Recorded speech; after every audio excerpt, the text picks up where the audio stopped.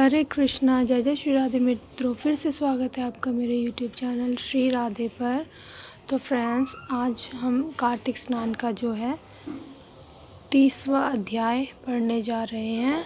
आप देख रहे हैं पूजा आचमन हो चुका है। माँ तुलसी जी का, शालिग्राम जी का, लड्डू गोपाल जी का। हमें सिर्फ पूजा आचमन कर लिया हमने, हमें सिर्फ पढ़ना है 30वां अध्याय। तो चलिए फ्रेंड्स शुरू करते हैं। राजा पृथु पूछते हैं, हे नारद जी, भगवान का अत्यंत प्रिय भीष्म पंचक व्रत कैसे प्रसिद्ध हुआ? तब नारद जी कहने लगे, हे राजा पृथु, यह व्रत आदिकाल से है, परंतु बीच में लुप्त हो गया था। फिर यह कैसे प्रसिद्ध हुआ, सो कथा हम तुमसे सुनना चाहते हैं। श्री कृष्ण जी ने भीष्म जी से इस व्रत का वृतांत कहा। तब सर्वप्रथम भीष्म जी ने इस व्रत को किया। इसी कारण तभी से यह व्रत भीष्म पंचक के नाम से प्रसिद्ध हुआ। हे राजन, भगवान श्री कृष्ण जब पांडवों की ओर से दूत बनकर कौरवों को समझाने गए तो सबसे पहले वह विदुर जी के पास पहुँचे। विदुर जी ने उनका अत्यंत आदर सत्कार किया। फिर श्री कृष्ण जी भीष्म जी के पास गए। वहाँ जाकर कुशल क्षेम पूछने के बाद श्री कृष्ण जी ने अपने आने का संपूर्ण वृत्तांत भीष्म जी से कहा। तब भीष्म जी कहने लगे, हे भगवान, त्रिलोकीनाथ होते हुए आप पांडवों की ओर से ही दूत बनकर क्यों आए?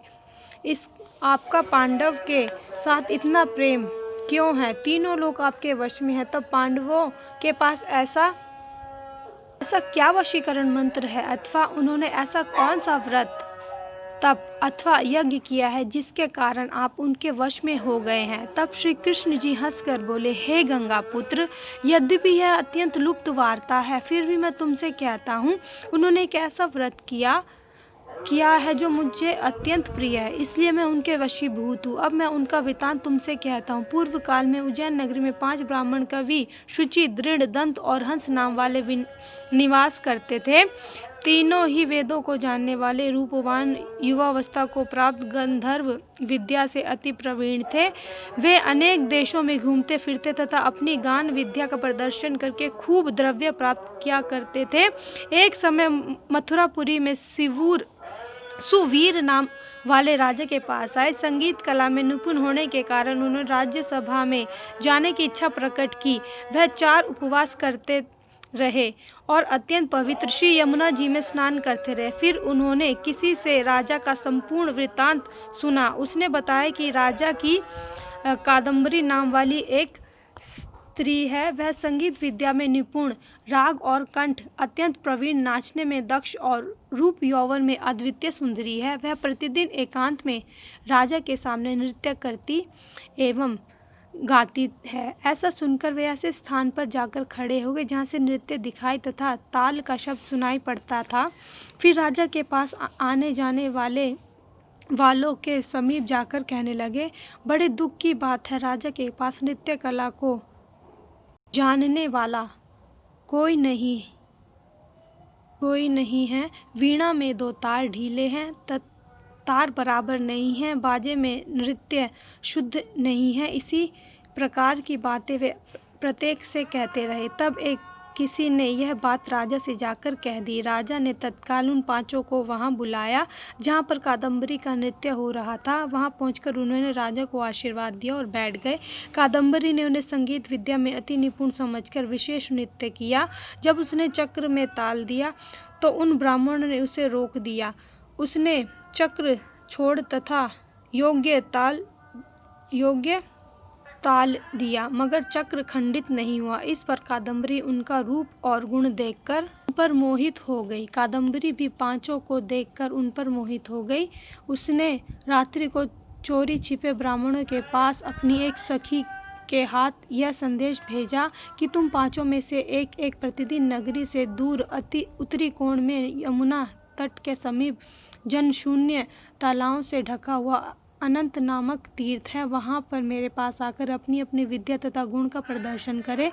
मैं भी वीणा तथा राग की अपनी कुशलता दिखाऊंगी। भगवान कहते हैं कि हे भीष्म जी, एक ब्रह्मचारी जो मेरा भक्त था, दुष्ट संगीति के भय से गांव से अति दूर वहाँ रहता था। उन दिनों वह भीष्म पंचक व्रत करता हुआ देवालय में मेरा पूजन करता था। कार्तिक शुक्ल एकादशी के दिन उन संगीतज्ञ ब्राह्मणों में से कवि नाम वाला ब्राह्मण वहाँ पर आया।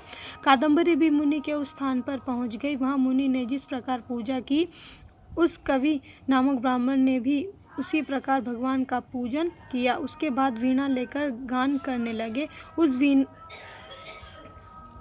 उस मुनि ने क्योंकि अपना मन जीता हुआ था, इस कारण उसने गान सुनकर भी क्रोध नहीं किया। सारी रात कादम्बरी और कवि गायन व नृत्य करते रहे।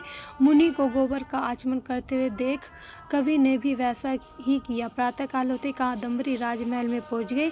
मुनि की संगति से उनके समस्त पाप दूर हो गए। इस कारण द्वादशी के दिन कवि अपना समस्त द्रव्य दान करके विरक्त हो गया। दूसरे दिन शुचि आया। उसने भी कादम्बरी के साथ रात्रि भर नृत्य गायन किया। मुनि की भांति हमारा पूजन करके गौमूत्र का आचमन किया। फिर प्रातःकाल होते ही वह भी अपना धनादि दान करके विरक्त हो गया।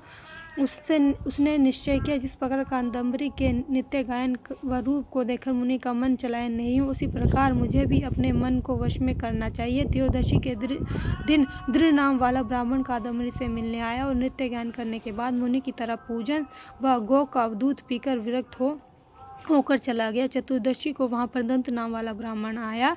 वह पहले वहाँ अपने बंधुओं के समान कादम्बरी के साथ नृत्य गायन करके मुनि से बचे घी का पान करके शुद्धचित होने के कारण विरक्त हो गया। सबसे अंत में पूर्णमासी को हंस नामक ब्राह्मण ने आकर मुनि को देखकर उनको नमस्कार किया और यमुना में स्नान करके आंवले के वृक्ष के नीचे बैठकर श्राद्ध कर्म किया। भगवान कहते हैं कि हे विष्णु जी, कार्तिक के महीने में हमारा पूजन तथा दान पुण्य करने से करोड़ों यज्ञों का फल प्राप्त होता है।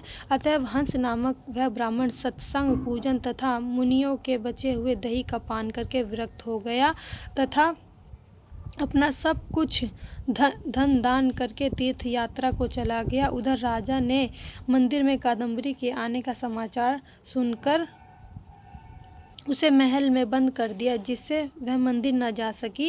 कार्तिक मास में हमारे सामने नृत्य गायन करने के कारण वही कादम्बरी द्रौपदी हुई और हंस नामक वह ब्राह्मण आंवले के वृक्ष के नीचे श्राद्ध आदि करने से युधिष्ठिर हुआ।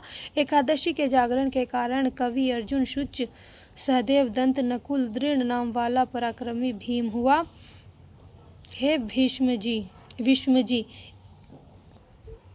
जी, वस्तुतः इस व्रत के प्रभाव से ही मैं पांडवों के वशीभूत हूँ। अब तुम्हारे द्वारा यह पंचक व्रत किए जाने से यह तुम्हारे नाम से विख्यात होगा, अर्थात भीष्म पंचक व्रत कहलाएगा। इस व्रत के अंत में ब्राह्मण को भोजन कराकर यथाशक्ति दान दक्षिणा देनी चाहिए। इस प्रकार कार्तिक माते का 30वां अध्याय समाप्त हुआ। तो आप फ्रेंड्स देख रहे हैं, हमने कार्तिक स्नान का जो है 30वां अध्याय समाप्त कर लिया है। मैं भगवान से प्रार्थना करती हूँ, मैं श्री हरि विष्णु तथा माँ लक्ष्मी जी से, राधा रानी ठाकुर जी से प्रार्थना करती हूँ, तुलसी मैया से प्रार्थना करती हूँ, शालिग्राम जी से प्रार्थना करती हूँ कि आपकी समस्त मनोकामनाओं को जल्द से जल्द पूर्ण करे और आपको स्वस्थ शरीर दे। और इसी कामना के साथ मैं जो है वीडियो को विराम देना चाहूँगी। चलिए फ्रेंड्स, मिलते हैं नेक्स्ट वीडियो में। तब तक के लिए हरे कृष्णा, जय जय श्री राधे।